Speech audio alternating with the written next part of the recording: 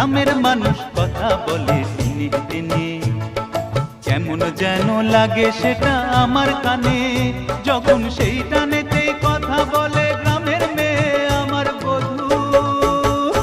আহা মধু মধু লাগে মিষ্টি মধু, আহা মধু মধু লাগে মিষ্টি মধু, লাগে মধু মধু, আহা মিষ্টি মধু, আহা মিষ্টি মধু লাগে মধু মধু, লাগে মিষ্টি মধু, আহা মধু মধু।